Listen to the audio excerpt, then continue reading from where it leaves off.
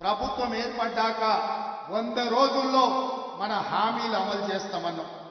ఇవాళకి 50 రోజులు కూడా కాలేదు, అప్పుడే బిల్లా రంగాలు ఇద్దరు బయలుదేరి. రేవంత్ రెడ్డి ప్రభుత్వం అబద్ధాలు చెప్పింది. రేవంత్ రెడ్డి ప్రభుత్వం ఇచ్చిన హామీలు అమలు చేయలేదు. ఇంతకుముందే మా మిత్రుడు పొన్నం ప్రభాకర్ గారు చెప్తున్నారు, మనం బస్సు ఉచితంగా ఏదైతే ఆడబిడ్డలకు ప్రయాణం మొదలు పెట్టినామో 10.5 కోట్ల మంది ఆడబిడ్డలు ఇప్పటి వరకు బస్సులో ఉచితంగా ప్రయాణం చేసిందని చెప్పిండ్రు. మీరందరూ ఆడబిడ్డలకు తెలంగాణ నలుమూలల ఉచిత బస్సు ప్రయాణ సౌకర్యాన్ని ఏర్పాటు చేసినందుకు సోనియామ్మకు కృతజ్ఞత చెప్పుకోవాల్సిన అవసరం ఉంది. ఇవాళ రాజీవ్ ఆరోగ్యశ్రీ పథకాన్ని 10 లక్షలకు పెంచి అమలు చేస్తున్నాం. ఫిబ్రవరి మొదటి వారంలో మీ అందరి అభిమానంతో ఇంకో 2 పథకాలను అమలు చేయడానికి మీ ప్రభుత్వం, ప్రజా ప్రభుత్వం సిద్ధంగా ఉన్నది. దద్దమ్మలారా, మీరా మమ్మల్ని అడిగేది 3650 రోజులు ఈ తెలంగాణ ఏలిన మీరు దళితులకు 3 ఎకరాల భూమి ఇయ్యలే, పేదలకు డబుల్ బెడ్రూమ్ ఇల్లు ఇయ్యలే, ఇంటికో ఉద్యోగం ఇయ్యలే, మైనారిటీలకు 12% రిజర్వేషన్ ఇయ్యలే, గిరిజనులకు 12% రిజర్వేషన్ ఇయ్యలే. ఏమి ఇయ్యని సన్నాసులు ఇవాళ మమ్మల్ని ఏమి ఇయ్యట్లేదని మీరు అడుగుతారా? మీకు ఏమరుగుతుందని నేను అడుగుతున్న బిల్లా రంగాలు. ఇవాళ రాష్ట్రాన్ని దివాలా తీపించిండ్రు, 7 లక్షల కోట్ల అప్పు చేసిండ్రు. ఈ రాష్ట్రాన్ని కుక్కని చెప్పిన ఇస్తరాకులాగా చేసి ఈ రోజు ప్రభుత్వ ఉద్యోగస్తులకు జీత భత్యాలు ఇవ్వలేని పరిస్థితి ఉంది. మా బట్టన్న రోజు పొద్దున్నే లేచి గల్లపెట్టది చూస్తే దాంట్లో ఏంది లేదు, మొత్తం గుల్లై ఉంది. ఉద్యోగస్తులకు జీతాలు ఇవ్వాలి ఎట్లా బట్టన్న అంటే ఆయన అక్కడిక్కడ చూస్తున్నాడు, రోజు రూపాయి జమేసి వాళ్ళకి జీతాలు ఇచ్చే పరిస్థితి. అయినా పింఛన్ ఆపలే, జీతాలు ఆపలే, లేకపోతే పేదలకు జరిగే సంక్షేమ పథకం ఆపలే, రైతు బంధు పథకం ఆపలే. ప్రతి సన్నాసోడు ఇంకా రైతు బంధు వేస్తలేడు అని అంటున్నాడు. పోయిన సంవత్సరం మార్చి 31 వరకు కూడా ఆ సన్నాసుడు రైతు బంధు వేయలే. ఫిబ్రవరి ఆఖరి వరకు మొత్తం రైతు భరోసా పథకాన్ని వేసే బాధ్యత మనది.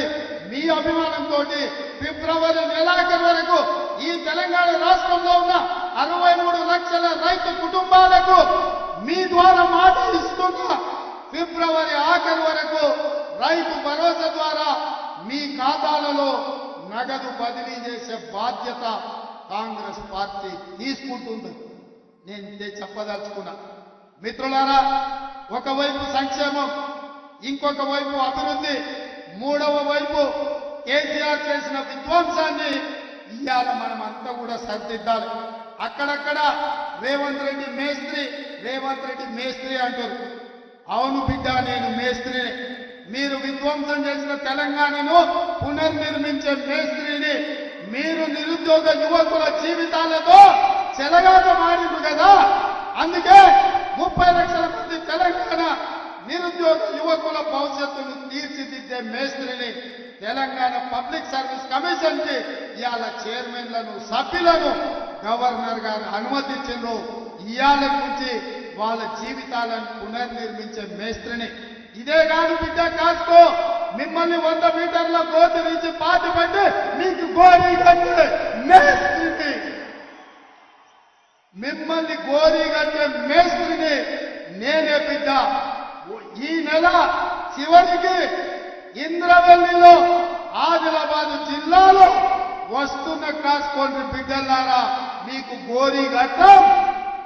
మా వెడమ బొత్తు ఖానాపూర్ ఎమ్మెల్యే ఇందిరమ్మ ఇల్లు ఎక్కడున్నాడు, ఎడమ బొత్తు మన ఖానాపూర్ ఎమ్మెల్యే. ఇతను ఆనాడు ఇందిరమ్మ ఇల్లు ఇచ్చిన ఏకైక రూమ్ లో ఉండే ఒక ఆదివాసి బిడ్డ. ఇందిరమ్మ ఇల్లు తప్ప ఎడమ బొత్తు దగ్గర ఏమీ లేదు. కానీ మీ అభిమానం, మల్లికార్జున ఖర్గే గారి ఆశీర్వాదం, కాంగ్రెస్ పార్టీ దీపము ఉంటే గుండెల నిండా గాలి పీల్చుకొని సోనియమ్మ బొమ్మను గుండెల్లో పెట్టుకొని పోతే అక్కడి బిడ్డలు ఆశీర్వదించారు. ఇవాళ ఎమ్మెల్యే అయ్యిండు. కాంగ్రెస్ పార్టీ ఇందిరమ్మ ఇంట్లుండే బిడ్డను కూడా ఇవాళ ఎమ్మెల్యే చేసింది. నేను అడుగుతున్న సన్నాసి సోయిలేని కేసీఆర్, ఎవరినిరా నువ్వు రాజ్యసభ చేసింది? పార్థసారథి రెడ్డి 1000 కోట్లు దోసుకున్నావు, రాజ్యసభ చేసినావు. రవిచంద్రాన్ని ఇంకొక ఆయన చేసినావు. గ్రానైట్ వ్యాపారం. దామోదర్ రావు అని ఇంకో ఉన్నావు, రాజ్యసభ చేసినావు, తెలంగాణ రాష్ట్రాన్ని దోసుకున్నావు. ఒక్కనన్నా ఇట్లాంటి ఎమ్మెల్యేని చేసినావు అని నేను అడుగుతున్నా. ఇవాళ